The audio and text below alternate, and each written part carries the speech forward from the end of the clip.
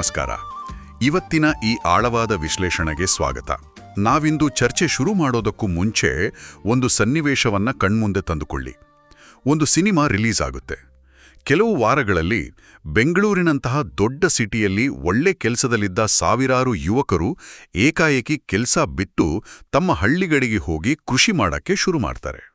Wow, ಕೇಳಕ್ ಯಾವುದೋ ಕಾಲ್ಪನಿಕ ಕಾದಂಬರಿ ಕತೆ ತರ ಅನ್ಸುತ್ತೆ ಅಲ್ವಾ? ಹೌದು, ಕರೆಕ್ಟ್. ಆದರೆ ಇದು 1970ರ ದಶಕದ ಕರ್ನಾಟಕದಲ್ಲಿ ಅಕ್ಷರಶಃ ನಡೆದ ನೈಜ ಘಟನೆ. ಒಬ್ಬ ನಟ ಕೇವಲ ತನ್ನ ಒಂದು ಪಾತ್ರದ ಮೂಲಕ ಇಡೀ ಒಂದು ತಲೆಮಾರಿನ ಯುವಕರ ಲೈಫ್ ಸ್ಟೈಲನ್ನೇ ಬದಲಾಯಿಸ್ಬಿಟ್ಟಿದ್ದ. ಖಂಡಿತ.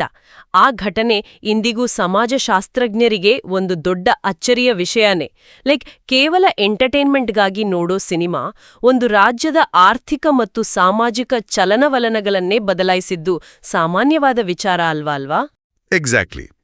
ನಾವಿಂದು ಮಾತಾಡ್ತಾ ಇರೋದು ಸಿಂಗಾನಲ್ಲೂರು ಪುಟ್ಟಸ್ವಾಮಿಯ ಮುತ್ತುರಾಜು, ಅಂದ್ರೆ ಇಡೀ ಕರ್ನಾಡು ಪ್ರೀತಿಯಿಂದ ಆರಾಧಿಸುವ ನಟ ಸಾರ್ವಭೌಮ ಡಾಕ್ಟರ್ ರಾಜ್ಕುಮಾರ್ ಅವರ ಬಗ್ಗೆ.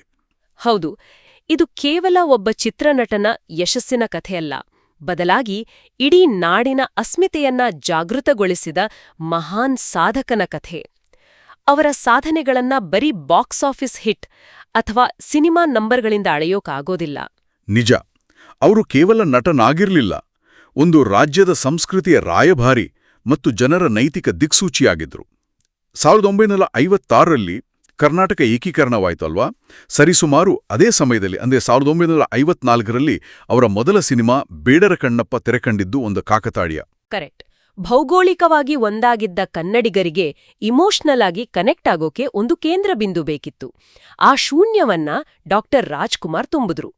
ಆಮೇಲೆ ಅವರು 5 ದಶಕಗಳ ಕಾಲ ಬರೋಬ್ಬರಿ 205 ಚಿತ್ರಗಳಲ್ಲಿ ನಾಯಕನಾಗಿ ನಟಿಸಿ ಬೆಳೆದ ರೀತಿ ಇದೆಯಲ್ಲ, ಅದು ಅಸಾಧಾರಣ.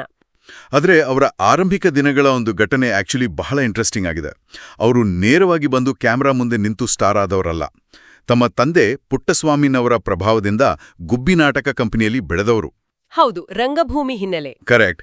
1953ರಲ್ಲಿ ನಂಜನಗೂಡು ರೈಲು ನಿಲ್ದಾಣದಲ್ಲಿ ನಿರ್ದೇಶಕ ಎಚ್.ಎಲ್.ಎನ್. ಸಿಂಹ ಅವರು ಮುತ್ತುರಾಜು ಅವರನ್ನ ಆಕಸ್ಮಿಕವಾಗಿ ಭೇಟಿಯಾಗ್ತಾರೆ.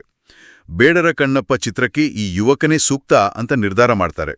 ಆದರೆ ನಿರ್ಮಾಪಕ ಎ.ವಿ.ಎಂ. ಚೆಟ್ಯಾರವರು ಇವರ ಮೂಗು ಹಲ್ಲುಗಳನ್ನ ನೋಡಿ ಸ್ವಲ್ಪ ಅನುಮಾನ ವ್ಯಕ್ತಪಡಿಸಿದ್ರಂತೆ.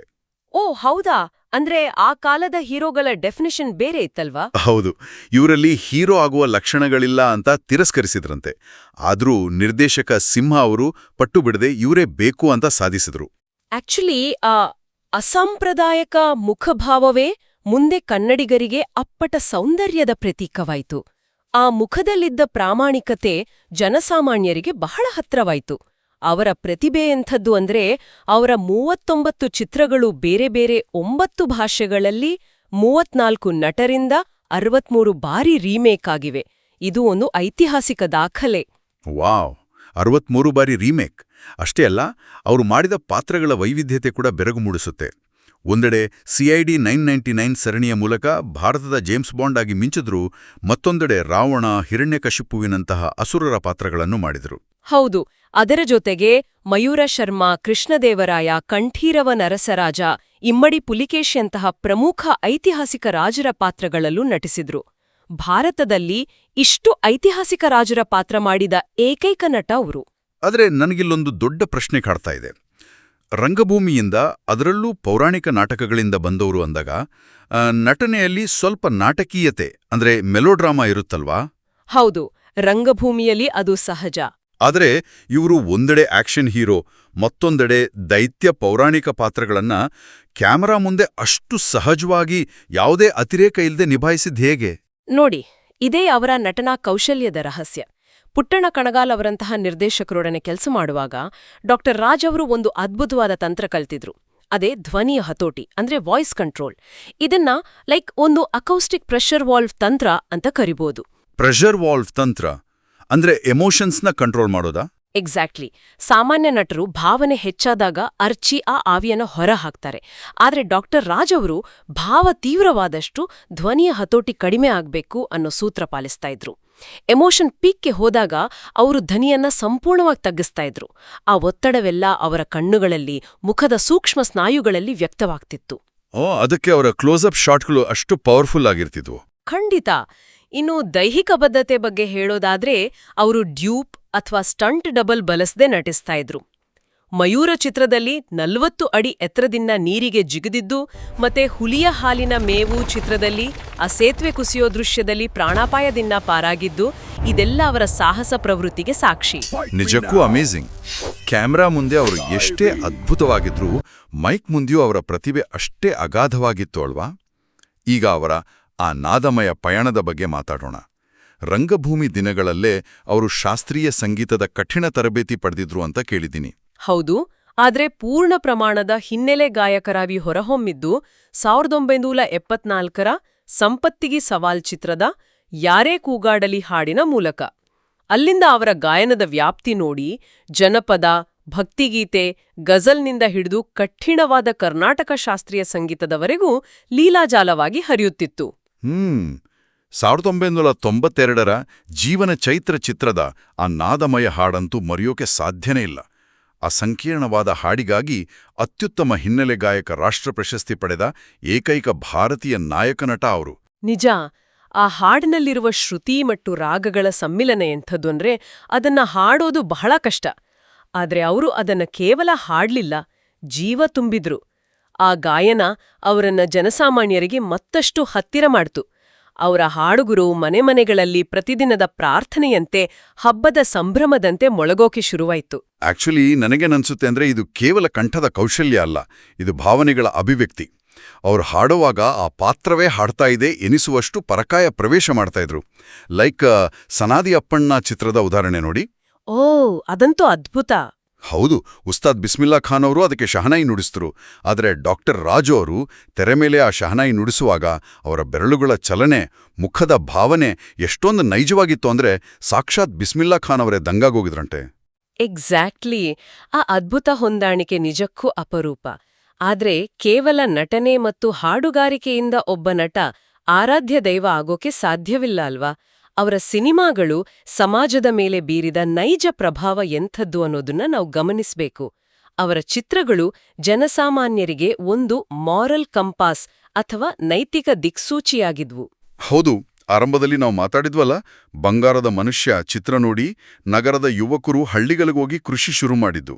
ಆ ಚಿತ್ರ ಸತತ 2 ವರ್ಷಗಳಿಗೂ ಹೆಚ್ಚು ಕಾಲ ಪ್ರದರ್ಶನಗೊಂಡು ದಾಖಲೆ ಬರೆದಿತ್ತು. ಮತ್ತೆ ಜೀವನ ಚೈತ್ರ ಚಿತ್ರದ ಪ್ರಭಾವದಿಂದ ಹಳ್ಳಿಗಳಲ್ಲಿ ಸಾರಾಯಿ ಅಂಗಡಿಗಳನ್ನ ಮುಚ್ಚಿದ್ರು. ಕರೆಕ್ಟ್. ಅಸ್ಪೃಶ್ಯತೆ, ವರದಕ್ಷಿಣೆ ಮತ್ತು ಮಾದಕ ವ್ಯಸನದಂತಹ ಸಾಮಾಜಿಕ ಪಿಡುಗುಗಳ ವಿರುದ್ಧ ಅವರ ಸಿನಿಮಾಗಳು ನಿರಂತರ ಹೋರಾಟ ನಡೆಸಿದ್ವು. ಇನ್ನು ಭಾಷೆಯ ಉಳಿವಿಗಾಗಿ ನಡೆದ ಐತಿಹಾಸಿಕ ಗೋಕಾಕ್ ಚಳವಳಿಯಲ್ಲಿ ಅವರ ಪಾತ್ರ ಬಹಳ ದೊಡ್ಡದು. ಲಕ್ಷಾಂತರ ಕನ್ನಡಿಗರನ್ನು ಒಗ್ಗೂಡಿಸಿ ಪ್ರಾಥಮಿಕ ಶಿಕ್ಷಣದಲ್ಲಿ ಕನ್ನಡವನ್ನ ಕಡ್ಡಾಯಗೊಳಿಸುವಲ್ಲಿ ಅವರು ನಿರ್ಣಾಯಕ ಪಾತ್ರ ವಹಿಸಿದರು. ಆದರೆ ಇಲ್ಲೊಂದು ಕುತೂಹಲದ ಪ್ರಶ್ನೆ ಇದೆ. ಇಂದಿನ ದಿನಗಳಲ್ಲಿ ಒಂದು ಸಿನಿಮಾ ನೋಡಿ ಯಾರು ತಾನೇ ತಮ್ಮ ಲೈಫ್ ಸ್ಟೈಲ್ ಬದಲಾಯಿಸ್ಕೊಳ್ತಾರೆ ಹೇಳಿ? ಸಿಟಿ ಬಿಟ್ಟು ಹಳ್ಳಿಗೋಗಿ ಕೃಷಿ ಮಾಡೋದು ನಂಬೋಕೆ ಅಸಾಧ್ಯ ಅನ್ಸುತ್ತೆ. ಇದು ಕೇವಲ ಸಿನಿಮಾದ ತಾಕತ್ತಾ ಅಥವಾ ಡಾಕ್ಟರ್ ರಾಜ್ ಎಂಬ ವ್ಯಕ್ತಿತ್ವದ ಮೇಲಿದ್ದ ನಂಬಿಕೆಯಾ? ಆಕ್ಚುಲಿ ಇದು ಕೇವಲ ಸಿನಿಮಾದ ಕಥೆ ಅಲ್ಲ. ತೆರೆಯ ಮೇಲಿನ ಆ ಸಂದೇಶವನ್ನ ತೆರೆಯ ಹಿಂದಿನ ಅವರ ಅತ್ಯಂತ ಶುದ್ಧ ಮತ್ತು ಶಿಸ್ತಿನ ನೈಜ ಜೀವನದ ಜೊತೆ ಜನರು ಸಮೀಕರಿಸ್ತಾ ಇದ್ರು. ಅಂದ್ರೆ ತೆರೆಯ ಮೇಲೆ ನ್ಯಾಯ ನೀತಿಯ ಬಗ್ಗೆ ಮಾತಾಡೋ ಈ ಮನುಷ್ಯ ರಿಯಲ್ ಲೈಫ್ನಲ್ಲೂ ಅಷ್ಟೇ ಪ್ರಾಮಾಣಿಕ ಅಂತ ಜನರಿಗೆ ಗೊತ್ತಿತ್ತು. ಇದು ಬಹಳ ಮುಖ್ಯವಾದ ಪಾಯಿಂಟ್. ಅವರ ನಿಜ ಜೀವನದ ಸರಳತೆಯೇ ಅವರನ್ನ ಬಂಗಾರದ ಮನುಷ್ಯನನ್ನಾಗಿ ಮಾಡಿದ್ದು. ಅವರ ಆ ದೈನಂದಿನ ಶಿಸ್ತಿನ ಬಗ್ಗೆ ಓದಿದಾಗ ನಿಜಕ್ಕೂ ಆಶ್ಚರ್ಯ ಆಗುತ್ತೆ. ಪ್ರತಿದಿನ ಮುಂಜಾನೆ 4 ಗಂಟೆಗೆ ಎದ್ದು ಯೋಗ, ಪ್ರಾಣಾಯಾಮ ಮತ್ತೆ ಸಂಗೀತ ಅಭ್ಯಾಸ ಮಾಡ್ತಿದ್ರಂತೆ. ಹೌದು, ಎಷ್ಟೇ ದೊಡ್ಡ ಸ್ಟಾರ್ ಆದ್ರೂ ಆ ಶಿಸ್ತು ಬಿಡ್ಲಿಲ್ಲ. ತಮ್ಮನ್ನ ದೇವರಂತೆ ನಂಬಿದ ಅಭಿಮಾನಿ ದೇವರುಗಳಿಗೆ ಯಾವತ್ತೂ ಕೆಟ್ಟ ಉದಾಹರಣೆ ಆಗ್ಬಾರ್ದು ಅಂತ ತೆರೆ ಮೇಲಾಗ್ಲಿ ನಿಜ ಜೀವನದಲ್ಲಾಗ್ಲಿ ಧೂಮಪಾನ, ಮದ್ಯಪಾನ ಮಾಡ್ಲಿಲ್ಲ. ಕನಿಷ್ಠ ಪಕ್ಷ ಕೆಟ್ಟ ಪದಗಳನ್ನು ಬಳಸ್ತಾ ಇರ್ಲಿಲ್ಲ. ಅಭಿಮಾನಿಗಳ ಮೇಲಿನ ಅವರ ಪ್ರೀತಿಯಂತೂ ಅದ್ಭುತ. ಲೈಕ್ ಮಧ್ಯಾಹ್ನ ನಿದ್ದೆ ಮಾಡುವಾಗ ಅಭಿಮಾನಿಗಳು ನೋಡ್ಲು ಬಂದ್ರೆ ಮನೆಯವರು ಡಿಸ್ಟರ್ಬ್ ಮಾಡಕ್ಕೆ ಹಿಂದೇಟಾಗ್ತಿದ್ರಂತೆ. ಆದರೆ ಇವ್ರಿಗೆ ಗೊತ್ತಾದ್ರೆ ಅವರಿಂದಲೇ ನಾವು ಅನ್ನ ತಿನ್ನುತ್ತಿದ್ದೇವೆ, ಅವರನ್ನ ಕಾಯಿಸಬಾರ್ದು ಅಂತ ಎದ್ದು ಬಂದು ಮಾತನಾಡಿಸ್ತಾ ಇದ್ರು. ಆ ವಿನಯಶೀಲತೆ ಅವರ ದೊಡ್ಡ ಗುಣ. ಇಷ್ಟೆಲ್ಲಾ ಖ್ಯಾತಿ, ಜನಬೆಂಬಲ ಇದ್ರೂ ಅಧಿಕಾರಕ್ಕಾಗಿ ಜನರ ಪ್ರೀತಿಯನ್ನ ಬಳಸ್ಕೊಳ್ಬಾರ್ದು ಅಂತ ರಾಜಕೀಯಕ್ಕೆ ಬರೋ ಎಷ್ಟೇ ಒತ್ತಡಗಳಿದ್ರೂ ಅದನ್ನ ನಯವಾಗಿ ತಿರಸ್ಕರಿಸಿದ್ರು. ಇದು ಹೇಗಿದೆ ಅಂದ್ರೆ ಒಬ್ಬ ಸನ್ಯಾಸಿ ಆಕಸ್ಮಿಕವಾಗಿ ಬಂದು ಚಿತ್ರರಂಗದ ಸೂಪರ್ ಸ್ಟಾರ್ ಆದಂತೆ ಭಾಸವಾಗತ್ತೆ. ಇಷ್ಟೆಲ್ಲ ಫೇಮ್ ಇದ್ರೂ ಅಹಂಕಾರದ ಸಣ್ಣ ಲವಲೇಶವೂ ಇಲ್ಲದ ಇಂಥ ವ್ಯಕ್ತಿತ್ವ ನಿಜಕ್ಕೂ ಅಪರೂಪ. ಅವರ ಈ ಮೌಲ್ಯಗಳನ್ನು ಗುರುತಿಸಿಯೇ 1985ರಲ್ಲಿ ಅಮೆರಿಕದ ಅತ್ಯುನ್ನತ ಕೆಂಟಕ್ಕಿ ಕರ್ನಲ್ ಪ್ರಶಸ್ತಿಯವರಿಗೆ ಒಲಿದು ಬಂತು. ಈ ಪ್ರಶಸ್ತಿ ಪಡೆದ ಏಕೈಕ ಭಾರತೀಯ ನಟ ಅವರು. ಖಂಡಿತ. ಈ ಸರಳತೆ ಮತ್ತು ಮಾನಸಿಕ ಶಿಸ್ತೆ 2000ನೇ ಇಸವಿಯಲ್ಲಿ ಅವರು ಕಾಡುಗಳ್ಳ ವೀರಪ್ಪನಿಂದ ಅಪಹರಣಕ್ಕೊಳಗಾದಾಗ ಅವರನ್ನ ಕಾಪಾಡಿದ್ದು. ಓಹೋ, ಆ 108 ದಿನಗಳ ವನವಾಸ? ಹೌದು.